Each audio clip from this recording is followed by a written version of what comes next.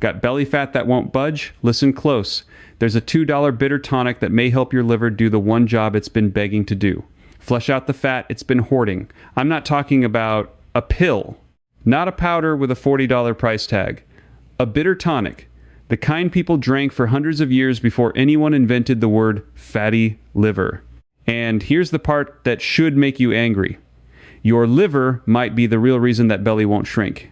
Not your willpower, not your steps. Your liver. Stay with me.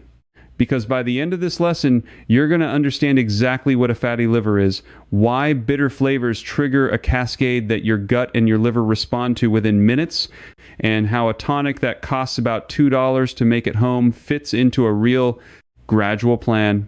This isn't a belly fat lesson. This is a liver lesson. And once you see it that way, everything changes. Let me paint the picture you already know too well. You wake up tired, not sleepy, tired, like you didn't sleep at all. You eat cleanish. You walk, you cut the bread, mostly. And still, that ring around your middle just sits there, firm, stubborn. It doesn't care how hard you try. By 2 in the afternoon, you crash. Hard. Your brain turns to fog.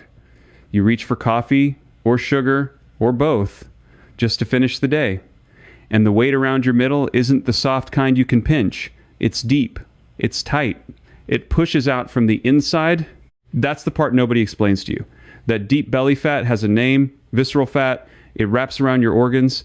And a huge chunk of the time, it travels with a quiet, silent passenger. A liver that's slowly filling up with fat. They call it non-alcoholic fatty liver disease. And here's the number that stops me cold every time.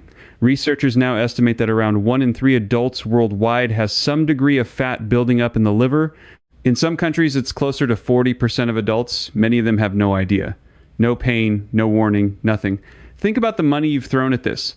The detox teas, the cleanse kits, the supplements that promise to melt the fat and did nothing but lighten your wallet, the gym membership you barely use because you're too exhausted to go, and the worst cost isn't the money, it's the self-blame. You start to think you're broken, lazy, that your body just doesn't work like everyone else's. I want you to hear me right now. It was never about willpower.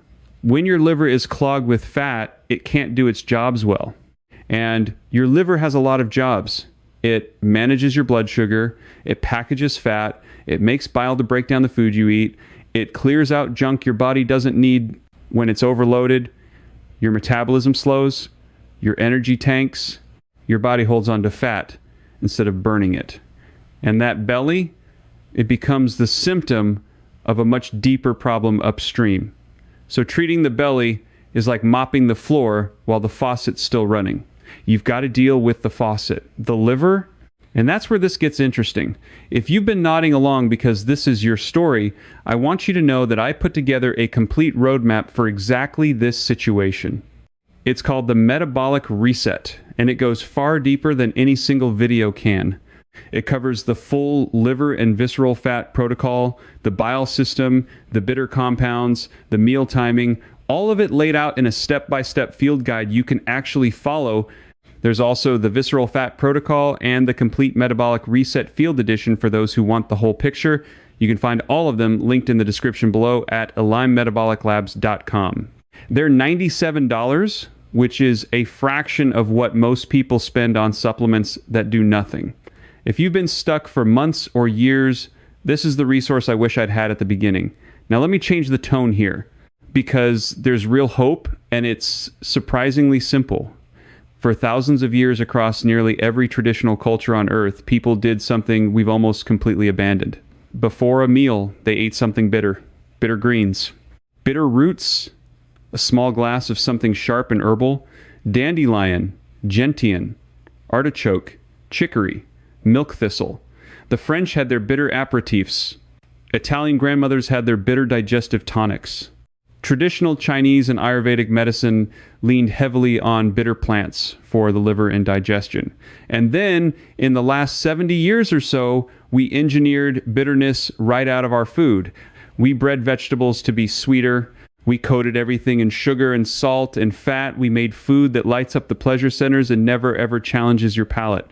Today, the average modern diet is almost completely missing the bitter flavor. and your body notices, because here's the thing your tongue does that almost nobody talks about. You have bitter taste receptors, and they're not only on your tongue. Scientists have found these same bitter receptors lining your stomach, your intestines, even your pancreas. When bitterness hits them, it sets off a chain reaction.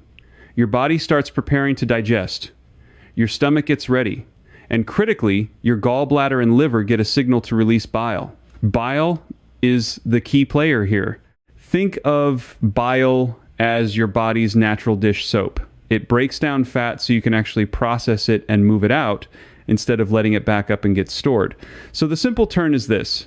A bitter tonic taken before meals may gently nudge that whole digestive and bile system back to life. The system we accidentally switched off. It's not magic. It's not a miracle. It's reminding your body how to do something it was always designed to do. And the ingredients, dirt cheap. We're talking a couple of dollars worth of dried bitter herbs steeped in water. That's the $2 tonic.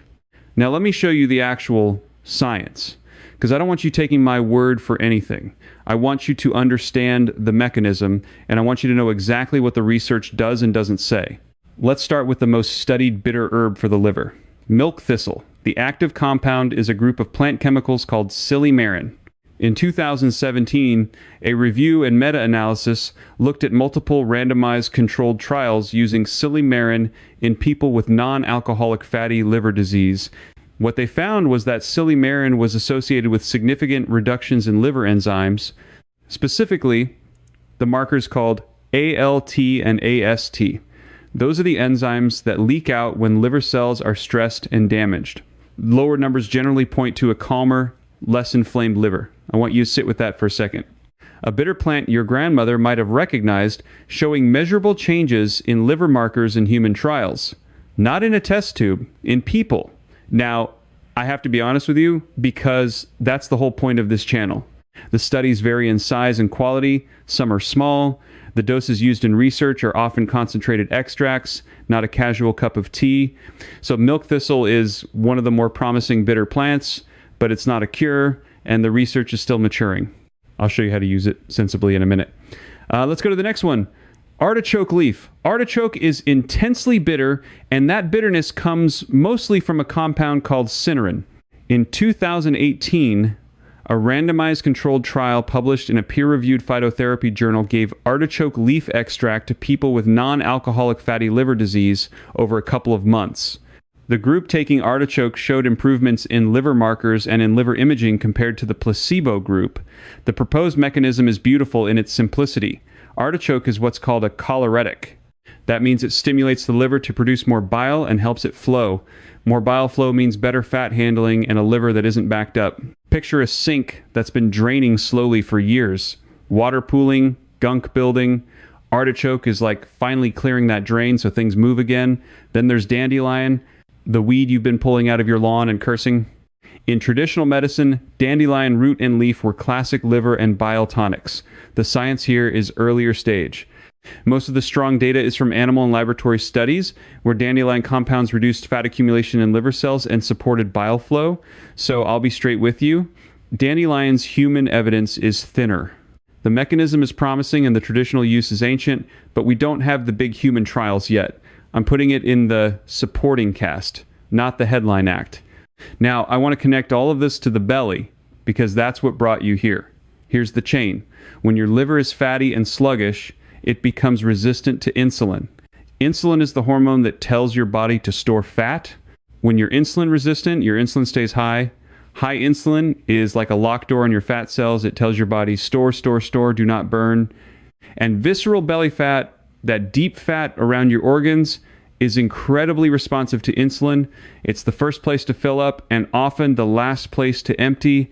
So if bitter compounds help the liver work better, lower the fat load on the liver over time, and improve how your body handles bile and blood sugar, then you're working at the root. You're addressing the faucet, not the floor. There's one more mechanism I have to mention because it ties the whole story together. Bile acids themselves act like hormones. When bile flows properly, bile acids signal to receptors in your gut and body. Researchers have studied receptors called FXR and TGR5, and the early science suggests these bile acid signals play a role in regulating blood sugar, fat metabolism, and energy use. We're still learning here, but the picture that's emerging is that bile isn't just a digestive fluid, it's part of your metabolic command center. So when traditional cultures drank something bitter before dinner, they weren't being quaint. They were, without knowing the molecular details, supporting a system that modern science is only now beginning to map. Now here's where I get a little fired up.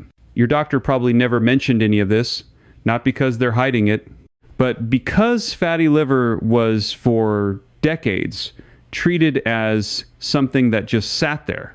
Watch your diet, lose some weight, come back in a year. No real plan. No mention of the simple, traditional tools that cost almost nothing. Meanwhile, the food industry makes far more money engineering hunger than satisfying it. Bitter foods make you feel full and satisfied. Sweet, hyper-processed foods make you want more. Guess which one got removed from the shelves? I used to be one of those people, by the way. Tired all the time. A spare tire around the middle that no amount of crunches touched. Foggy by mid-afternoon. I thought it was just getting older. It wasn't when I started taking my liver seriously. And yes, when I brought bitterness back into my daily routine, things shifted. My energy steadied. My digestion improved. That deep belly bloat eased over the following months. I'm in my 40s now, and honestly, I feel sharper than I did in my 30s. So let me show you how to actually do this. The practical part, the simplest version of the $2 bitter tonic is this. You take dried bitter herbs, dandelion root, dandelion leaf, a little dried artichoke leaf, maybe some chicory or gentian if you can find it. You steep about a teaspoon of the mix in hot water for 10 minutes, strain it, and let it cool slightly. You sip it about 15 to 20 minutes before your largest meal of the day. That's it. It's going to taste bitter. That's the entire point. That bitterness is the active signal. Don't sweeten it. If you sweeten it into oblivion, you've kind of defeated the purpose. If brewing herbs isn't your thing, there's another option people have used for generations. A small splash of a bitter, fermented liquid like apple cider vinegar in water before meals. Now, the evidence on vinegar is mostly around blunting blood sugar spikes after meals, and some small studies suggest modest effects on appetite and post-meal glucose. It's not the same as the liver bitter story, but it's an easy on-ramp, and the sour bitter sharpness still wakes up your digestion. 1 tablespoon in a big glass of water, always diluted, never straight, because straight vinegar can harm your teeth and your throat. Now, here's the part nobody talks about, and it matters. If you decide to use a milk thistle or artichoke supplement instead of brewing your own, make sure it's third-party tested. The supplement world is the Wild West. Half the bottles on the shelf don't contain what the label claims. The one I use is third-party tested, and I actually looked at the certificate of analysis to confirm the silymarin content matched the label. That's the bare minimum you should demand. If you want to try a quality milk thistle and artichoke blend, I'll put a link in the description below. A lot of the good brands run a deal where you buy 2 bottles and get a third free, and the one I trust comes with a 60-day money-back guarantee. So if it's not for you, you send it back. Just click the first link in the description or scan the code if one pops up on your screen. No pressure. The homemade tonic works too. I just want you to have a clean option if you'd rather buy than brew. And because I get asked this constantly, I put together a free guide. It walks you through exactly how to build your own bitter tonic at home, the herb ratios, the timing around meals, which bitter foods to add to your plate, and a simple 2-week on-ramp so you don't overdo it. It's completely free.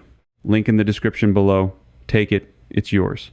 Now, the most important part of this entire lesson, please listen carefully. This is educational information. It is not medical advice. I'm not your doctor, and I can't see your blood work. Fatty liver is a real medical condition, and the only way to truly know what's happening with your liver is through testing your doctor can order. So before you start any of this, especially if you're on medication, talk to your doctor. This matters even more for a few specific groups. If you're pregnant or breastfeeding, skip bitter herbs like dandelion, artichoke, and milk thistle unless your doctor clears you. If you have gallstones or a blocked bile duct, do not take anything that stimulates bile flow without medical supervision. because that can be dangerous. Milk thistle can interact with certain medications, including some drugs processed by the liver. So if you're on prescriptions, check first. If you have diabetes and you're on blood sugar lowering medication, bitter compounds in vinegar may add to that effect. So you need your doctor watching your numbers. And if you have ragweed allergies, be careful with dandelion and artichoke because they're in the same plant family. Again, this is not medical advice. Always speak to your doctor. Start gentle. Start with 1 small cup a day, not 5. More is not better here. You're nudging your body, not flooding it. And let me be crystal clear about expectations, because I refuse to sell you a fantasy. A bitter tonic is not going to flatten your belly in a week. Anyone who tells you that is lying to you. This is a slow, supportive practice. It works best alongside the real foundations, cutting way down on sugar and refined carbs and ultra-processed food, moving your body, sleeping enough, strength training if you can. The tonic supports the system. It doesn't replace the work, but it's a piece that's been missing from most people's lives for decades, and it costs almost nothing to add back. Think about how strange our situation really is. We've removed an entire flavor from our diet. The one flavor that, for all of human history, signaled to our bodies, get ready, prepare, process, cleanse. We swapped it for sweetness on every corner. And then we wonder why our livers are full of fat and our bellies won't shrink. I genuinely believe that for a lot of people, the answer was never some expensive miracle.